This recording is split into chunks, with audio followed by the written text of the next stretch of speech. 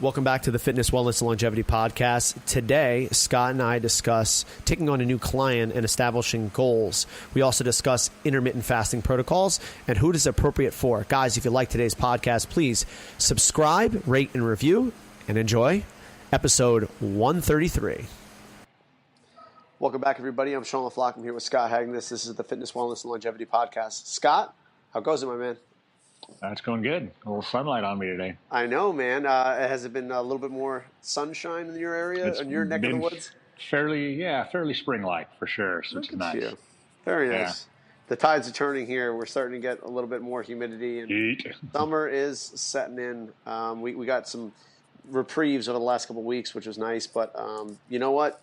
We had a decent little stretch there, and I know it's coming. And in the opposite words of Game of Thrones, summer is coming. So, yeah. I got a chance to work with a new personal training client this morning. This is, I think, our fourth week working with each other, and he's gotten to the point now that he wants to start, he's gotten to the point now after a month of working with him that he's like, hey, I'm not seeing the scale move. So he's like, I don't know if it's something we're not doing, or maybe it's my diet. He's like, I eat well, and obviously then goes into the, I try to not eat a lot of fried foods and try to cut down on sugar, that justification and that, manipulation kind of deal there. And, that got me to thinking, what would be the best ways of taking it from that point and moving forward in the most beneficial way without skipping steps. Does that make sense? Because I know a lot of people will go to 0 to 100 and they'll lose people, or they're not actually creating good change and good habits right off the bat. So I wanted to pick your brain a little bit, Scott, about what things you might do and some ideas that you might lend to us. Yeah, I mean, I typically like to look at a couple days worth of food recall just to see what quote unquote good looks like and see what changes we can make from there. Because 9 times out of 10, there's, if not even more than that, there's just glaring stuff. It's coffee and a pastry for breakfast, and then no more food till lunch sometimes, and and then questionable stuff finally in the evening, or any manner of so then that lets us start to have a conversation around how we want to try to kind of spread the food out, get consistent meals. And is usually one of the first places I go for folks, because I find most people don't fuel themselves consistently. Mm-hmm.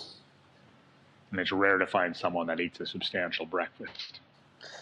Yeah. And so what's your response when people say, I really don't like breakfast, or just not into breakfast?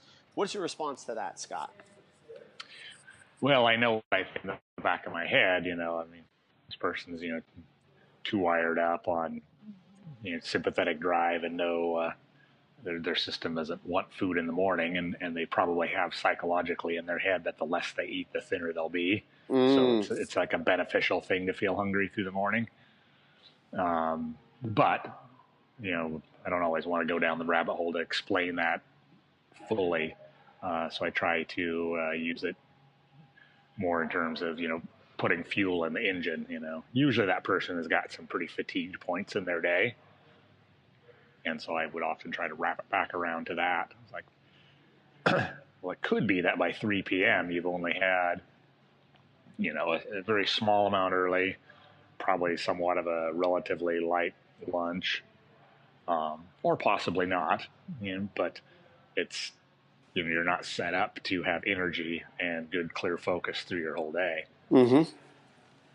And so that's a point that would buy in. And I also most people are aware of metabolism. They think it just sort of happens to you, whether it's age or genetics. But I kind of explain how, if you're not eating consistently, and here we have, you're not eating through the night, and then you have most of your day you're not eating, you're really only fueled for a few hours in the evening. So of course your body's going to regulate toward what inputs it's getting for most of that time. which is slowing things down, making it harder to lose weight, harder to recover. So that's kind of how I approach trying to get people to eat a little bit more earlier in the day if needed. Can you talk a little bit more about, as people wake in the morning, the sympathetic drive that you were talking about? That sounds, pretty accurate to me. But in terms of people who might be listening to this podcast, how sympathetic drive might affect appetite in the morning. Yeah. So sympathetic, of course, is the fight or flight state of our nervous system, and when called into play for an acute situation, well, eating is definitely of a low priority if we're potentially going to face an attack of something, whether an animal or a hostile individual, something. So it naturally shuts off hunger and sensations, and it even ramps down digestion. So some people say, well, I try to eat in the morning and then I don't feel good. Well, part of that could be that your digestive system is largely shut off. So this is where so many of all this stuff kind of blends together, getting someone to learn to breathe correctly, maybe ramp the nervous system down, whether it's more easy aerobic work like walking, or maybe it's meditation, something to kind of try to get the system calmed down to the point that it can function normally with good appetite. Yeah. So what are some of the recommendations that you personally use for those who don't seem to have an appetite in the morning? Scott, would you maybe recommend go for a walk first thing in the morning, maybe some breathing or meditation? What are your thoughts there?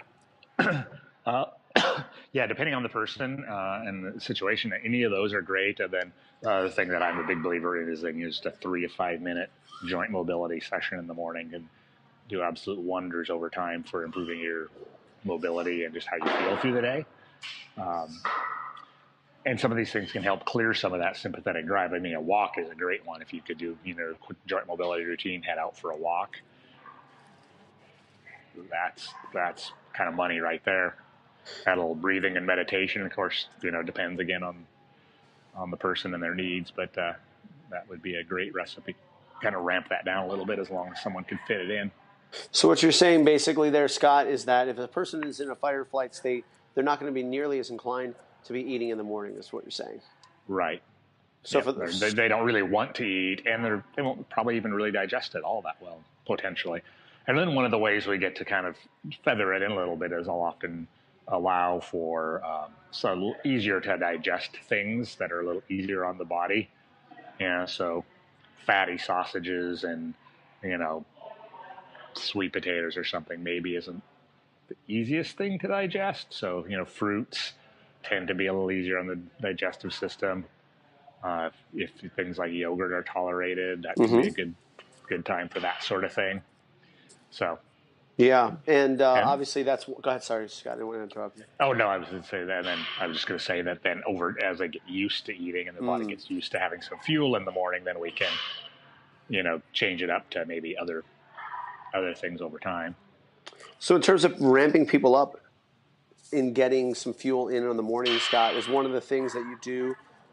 You tend to allow them to kind of find foods that are palpable and kind of like suit their appetite in the beginning of things, and then they'll ramp up from there. Okay, let's maybe improve the quality now that you're able to consistently eat in the morning, that kind of thing. Yeah. Yep. Yeah. At first, just getting used to getting something in, and then we'll go after quality a little bit more once that's happened. But I definitely like small steps. I'm definitely not approaching, let's just change everything up, and that rarely works out long term. Got it. Yeah, that makes sense to me. So in the case of the individual that I'm working with, who are not necessarily in a place where they've accepted that their diet is a major player in their overall health, what are some of the strategies that you use to kind of bridge that gap and start putting the pieces together for them?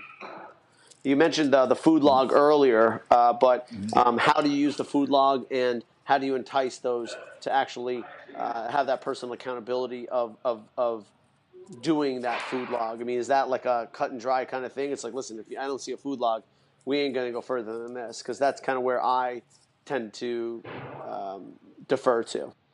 Yeah, I mean, that is kind of my starting point. I mean, if you can't, and I make it very simple. I'm not asking people to weigh and measure what they ate and, write a detailed description of every spice and thing that went in it. I just want to know roughly what and when. I mean, don't write a manual on this.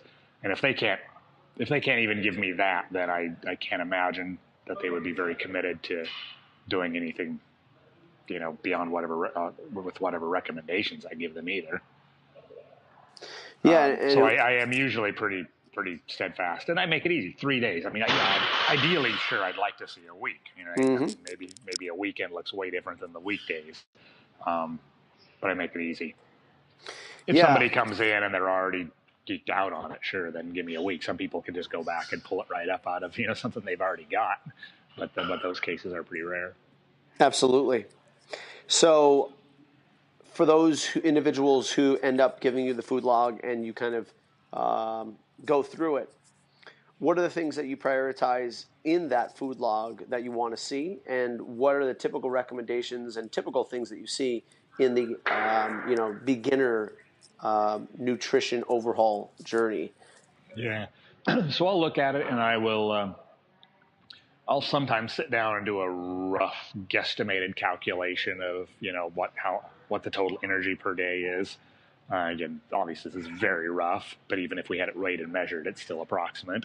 To see if there's any glaring things there, I kind of look at, are we getting protein in certain places? What is a very guesstimated macronutrient, and then what's the quality of it? So then once I have this laid out, then I can sit down and kind of show the person where all the energy is skewed toward the end of the day, or whether it is distributed well, but maybe we want to focus on the quality of it, or maybe the overall quantity is drastically low from what they ask their body to do on a daily basis. Mm-hmm. These are the common things I see is, typically it's kind of like what I've mentioned, and I'm sure we all see this, that usually there's not much effort put into eating early part of the day, and then there's usually too much questionable stuff at night, the compensation for the fact that you kind of starved yourself all day. Mm-hmm. And then generally it's low, even for people that aren't really active. It's generally well below what kind of the predicted amount would be. I've only still to this day, and having done this years and years and years, have I ever seen a food log and looked at it and been like, wow, I think that this person eats a lot, like the quantity is above and beyond. I mean, that's very rare. And the only person I can think of, I remember it very clearly, was a lean female. Oh, wow. So she was not overweight. Yep. Yeah. Personally, what comes to mind when I think about that is, when these individuals start doing their food log and they actually start looking at things, there probably is a significant kind of purpose as to why they're eating that way. And I guess as coaches, we have to kind of come up with a strategy to bridge the gap between, okay, this is what you're doing, and like, how do you feel from that, and why is it that you eat this way, right? Because obviously there's an habitual reason why this person is eating this way, and obviously, especially if they've had conversations with people before, why it's hard for them to adhere to a certain protocol, or at least get a good amount out of it to the point where they can see, okay, this worked for me, this doesn't work for me. Does that resonate with you at all, Scott? Yeah, I think, then, as we have looked at it, we see the issues, then we kind of try to figure out, well, what generally it has to do with a very busy schedule, work, kids, this is what's available here. And so we have to kind of figure out how to plan to fix small things at a time, but come up with a concrete plan. Don't just say, just go do this. You want to figure out whether it's bulking something on the weekend that you have. And I talk to work with what works with their schedule. There's lots of ways to skin the cat, but one rule to success is that you have to know ahead of time. Right? I mean, that's I think you and I, for example, we probably always know roughly what we're doing for our next meals for the day, right? You may not know the precise nitty gritty, but like I know that I've got 2 meals upstairs in the fridge. Part of it I brought, part of it I remembered that I already had here, and I knew that before I left the house, so I didn't be like, damn, what am I going to do now? I'm going to have to go down to the food cart down the street, and get something questionable. That's not happening. But if I didn't plan, I'd be forced to take that step. So, yes. So really emphasizing for folks that you have to know, you can never leave yourself, you can't leave it open to question. Like, you have to know what your plan is. Yeah. When you say that, I kind of think about how, I have a resistance to scheduling things out for my week. And this is, I think, like 2 weeks ago or maybe 3 weeks ago, I actually sat down and made a calendar on my Google Docs of like what my schedule looks like, so I can not have the cop out of saying like, oh, I got to check my schedule for things, or scheduling things that weren't appropriate for the timing that I had. So like, I blocked out when I was coaching. I blocked out my time with you. I blocked out my time with my brother.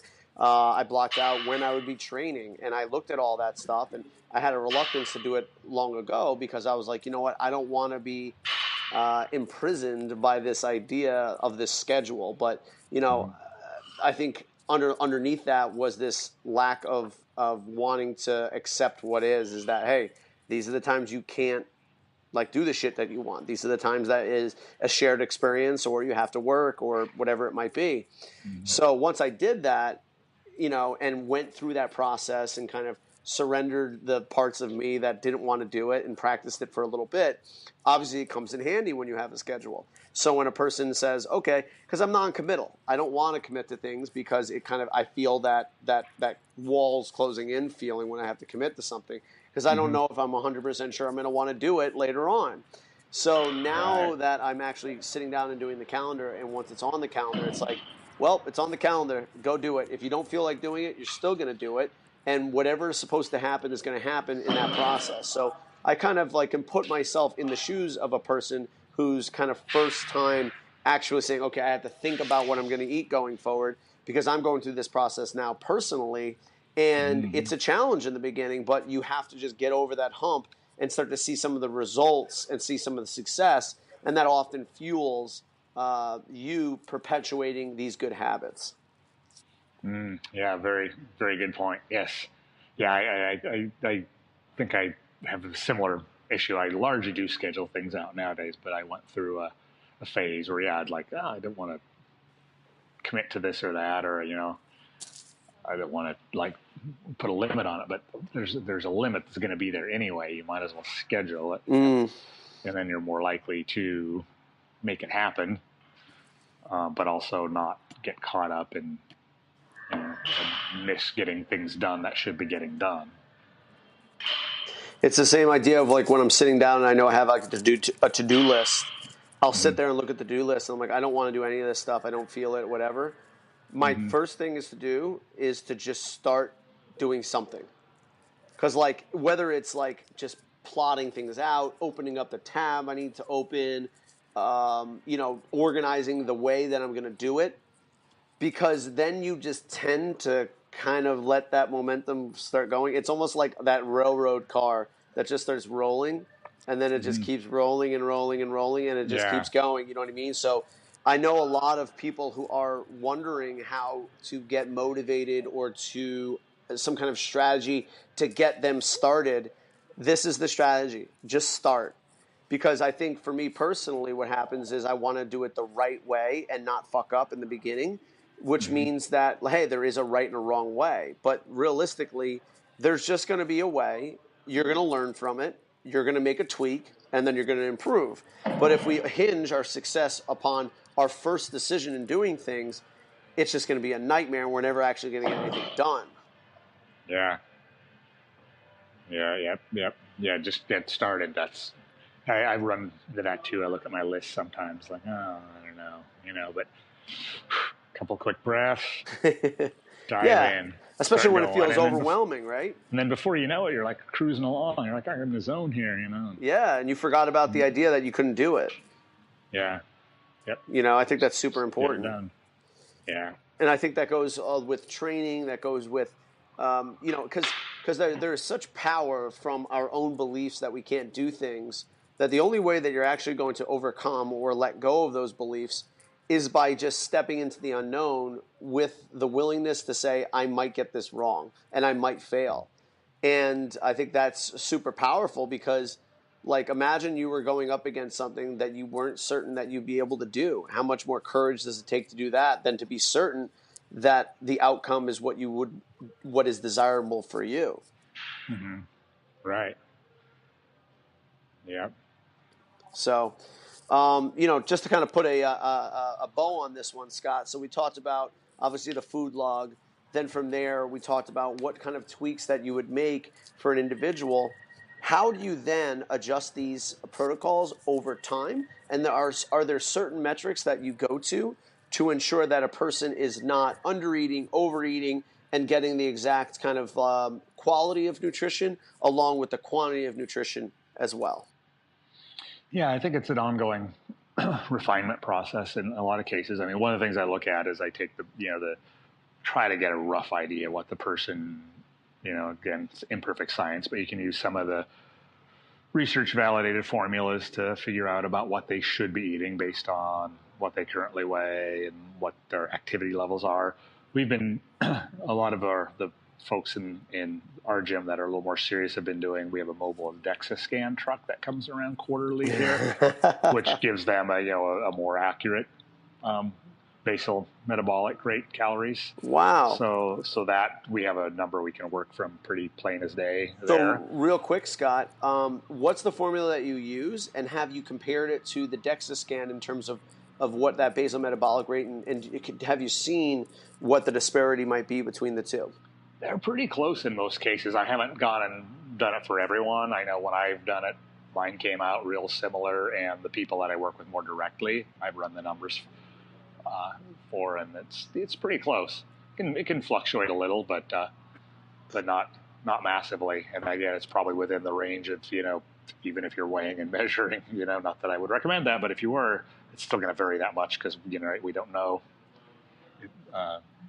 Measures simply aren't that accurate. Yeah, I've been using in the past for athletic populations, I'll take their body weight and times it by 12. For those who are more of a sedentary population, I'll take their body weight and times it by 10, and then I'll get their calories for the day. What formula do you use, Scott? I've always kind of gone with the Harris-Benedict one. I know there's a few others that are out. I think there's a slightly newer one. But there's some ballpark ones you can do like that as well. But those are fairly simple and easy. Can you give me like a 30-second synopsis of how that works, how the formula works, Scott? Does it have to do with body weight or body fat or? Yeah, it's got height, age. Oh, okay. I don't always look at the age so much, but and it's you can find online. There's calculators. That's typically what I do. I have run the actual numbers. It's you can find the formula, but it has huge decimal numbers and that you're modifying, and slightly different numbers for males and females. Mm-hmm. But it comes up with a basal metabolic rate, and then you have to add in the activity factor. But I run a little higher than some. So even if someone is mostly sedentary, if they have a job that requires a lot of mental processing, they are burning a lot of calories. The brain is an energy-hungry organ, and I know research from other countries shows just how much energy the brain does burn on a daily basis. So, even though the body may be mostly inactive, if the brain is highly active, your demands are higher. Yeah, absolutely. I'm sure, like anything, over time, your body somewhat acclimates to it, just in the same way that's one of the adaptations to exercise. Because we actually burn less calories doing the same thing over time, not more.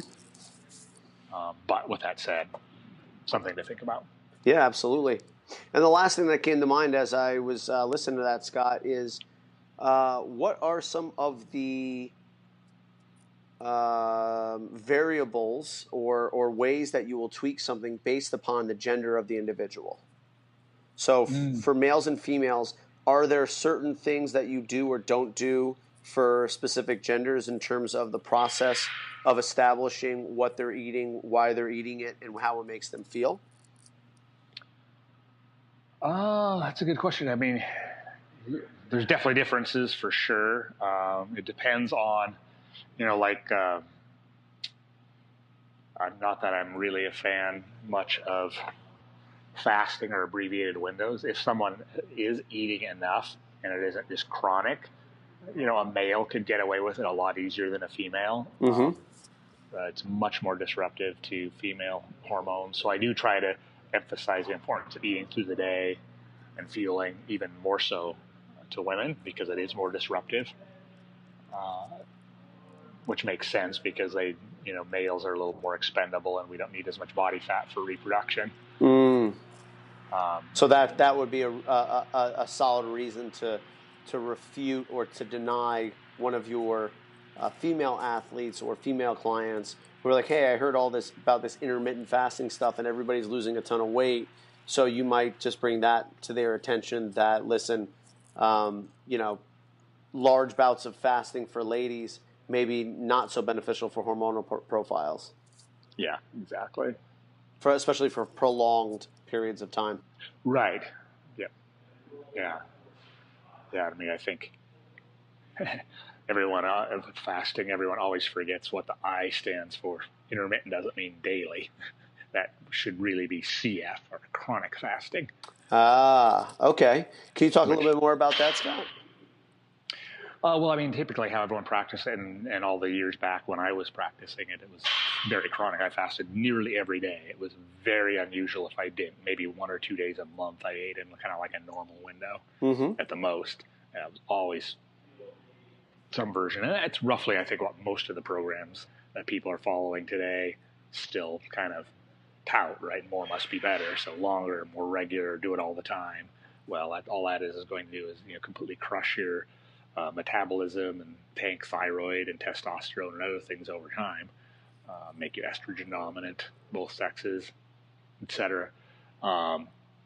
Chronic, so that's chronic. Intermittent would truly be just once in a while. Like, if you or I don't eat for 20 hours, but we've been eating normally for days and weeks, well, our thyroid's not going to shut down.